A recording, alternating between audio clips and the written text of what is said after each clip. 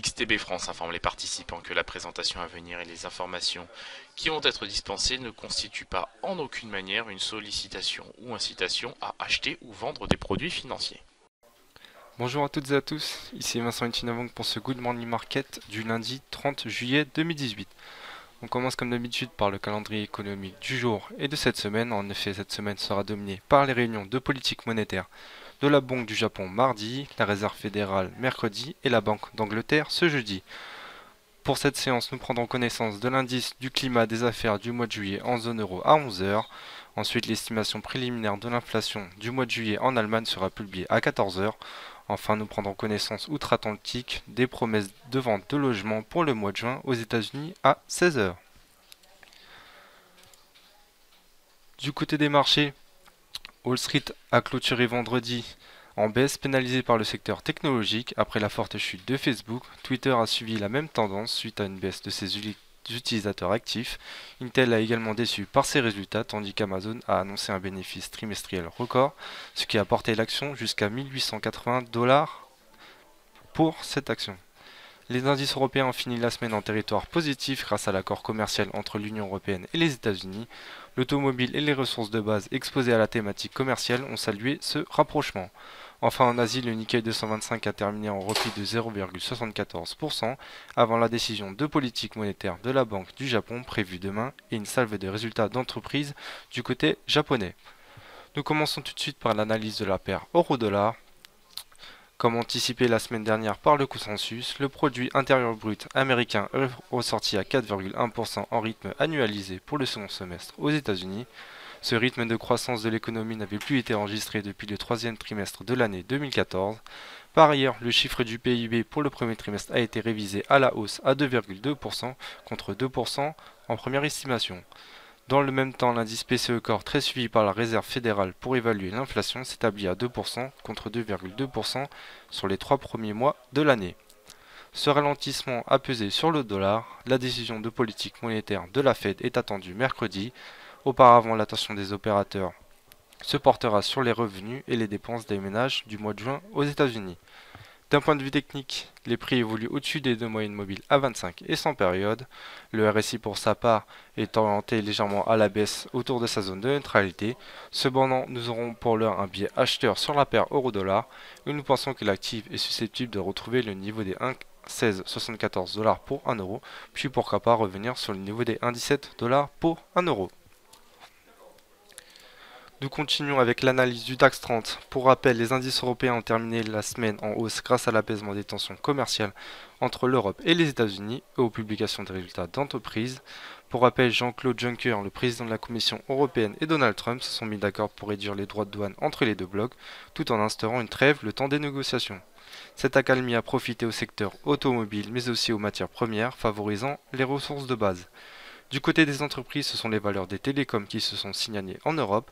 Sur le front des statistiques, nous prendrons connaissance de l'estimation préliminaire de l'inflation en Allemagne pour le mois de juillet. Le consensus stable pour le moment sur une progression de 0,4% en rythme mensuel et une stabilisation à 2,1% en rythme annuel. Sur un plan technique, les cours évolue entre les deux moyennes mobiles à 25 et 100 périodes. Le RSI pour sa part est stable dans sa zone de neutralité. Nous aurons donc pour l'heure un biais acheteur sur le DAX 30 avec un objectif fixé au niveau des 12 861 points. Nous passons maintenant à l'analyse du gold. Sur le gold, comme évoqué précédemment, la croissance américaine a atteint le seuil des 4% à 4,1% au second trimestre en rythme annualisé. Il s'agit de la plus forte progression depuis le troisième trimestre de l'année 2014.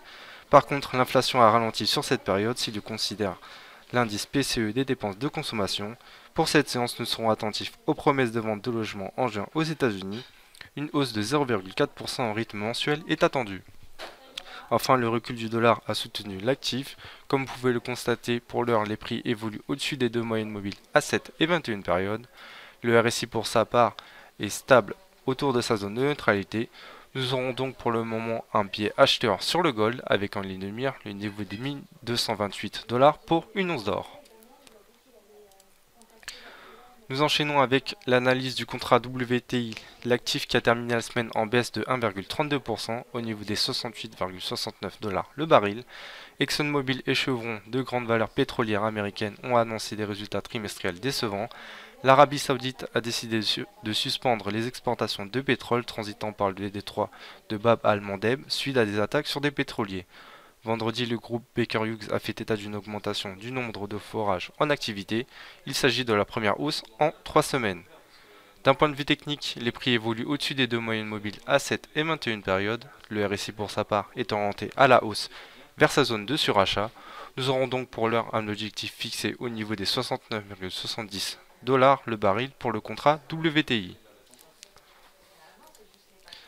Concernant le CAC 40, vendredi, c'est Carrefour qui a signé la meilleure performance de la cote parisienne avec un gain de 12%. Le groupe français a publié des résultats meilleurs qu'anticipés et a annoncé une stabilisation de sa marge sur les 6 premiers mois de l'année.